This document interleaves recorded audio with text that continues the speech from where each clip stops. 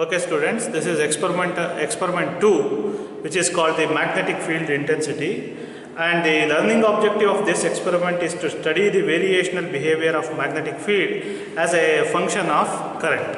Okay, so the aim is to determine the magnetic field intensity at the center of the circular coil carrying current. By variation of current, what is the effect of current on the magnetic field is what we are going to study at the center of the coil. So first, a quick theoretical recap of whole thing. All of you know from Coulomb's law, you can have electric field. Electric field, what is electric field? It is force per unit charge. Electric field is given by Q by 4 pi epsilon naught R square. What is the message of this equation? The message of this equation is wherever there is a static charge Q, that becomes the source of the electric field. This is the physical content of this equation.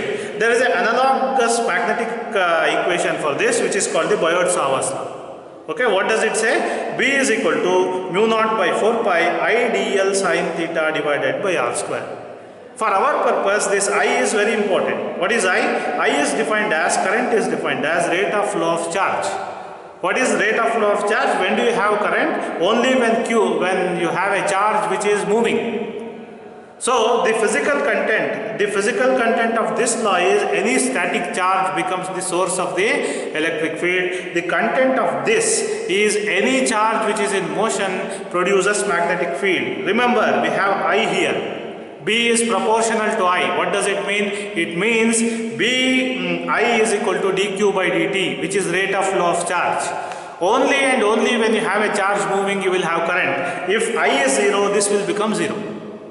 So a static charge produces electric field, a moving charge produces magnetic field. That moving charge is represented in I, because I is rate of flow of charge. So in this experiment, what we are going to do is, see, remember, B is proportional to I. What does it mean? When I increases, B also increases. We have to verify that using this equation. Okay, you can easily find out current also. If you use an ammeter, you can detect the current. If you use a voltmeter, you can detect the voltage. How do you detect the magnetic field? The best way to detect the magnetic field is by a compass. More is the deflection, more is the magnetic field, and that is what precisely we are going to do. So let me bring the experimental setup first.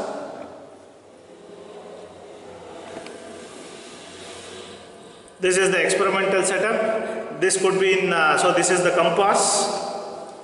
This is the compass, as you can see. It is, these are the leads, and you know the leads always land in north and south direction. This is the black pointer, this is this one. First thing you must do before doing this experiment is what is known as setting the compass to the magnetic, parallel to the magnetic meridian. Okay, what is magnetic meridian? It is an imaginary Earth. Remember, Earth is a huge magnet. And the imaginary line which goes from north to south is what is known as magnetic meridian. You have to make sure that in your experiment, Earth's magnetic field will not contribute. Whatever the contribution is coming from, that should come from the current which I am giving. That's why this has to be set parallel to the magnetic meridian. How do I do that? This is the coil. What is the coil? Coil is, I have taken copper wires and wound it. Okay, I have wound it from this. This is the positive, this is the negative. Okay, when positive goes to the positive, I have to connect positive going to the positive,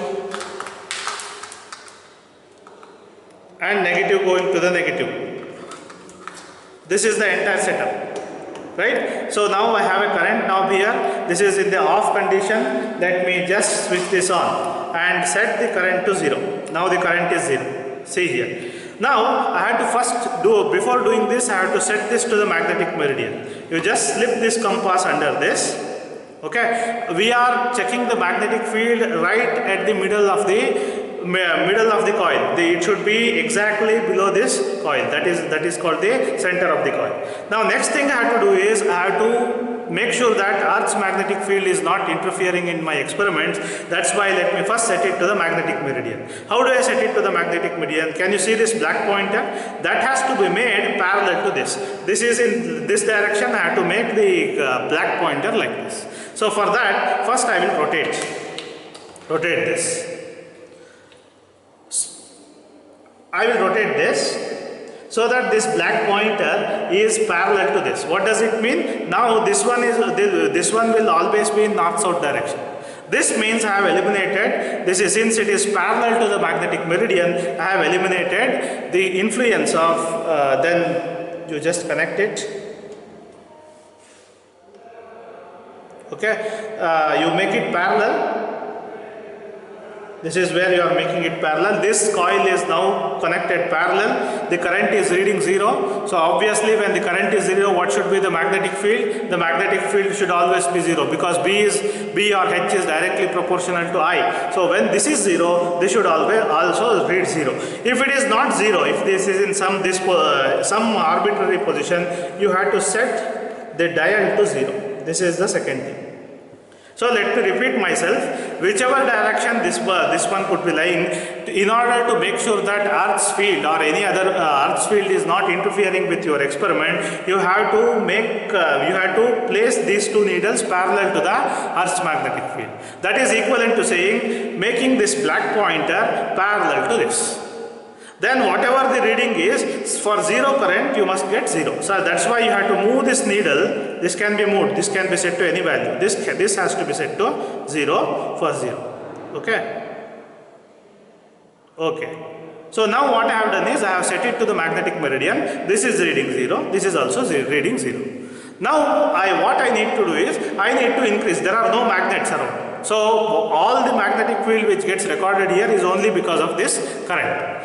Now I am going to increase the current and see what happens to this, and I am going to record it. Positive connected to positive, negative connected to negative is called the direct reading. When you flip this, you will get the reverse reading. I have to take both because more number of trials is better. Now look at this pointer. I am going to just increase. So which are the steps in which I have to take these readings? The steps are from 0 is obvious, then go to 0.1, 0.15 to 2.5. These are the steps in which you have to take. So let me go to the first step. What is the first step? The first step is, let me go to 0.1. See, now the current is 0.1 ampere. You can see already the deflection. Deflection is some deflection it will read. It is something like 45 or something, whatever the deflection is. You must have 52 or something like that. That is what you will get. So direct reading for 0.1 is this much. Next, let's go to the next one. Next is 0.15 ampere. Okay. When you go to 0.15 amperes, once again you will get the reading. Okay, that you have to note it down. So it is somewhere around 60, but it will not give the same reading always. Whatever you are reading, you note down. Next stop would be 0.2. Okay, it is more than 60 now.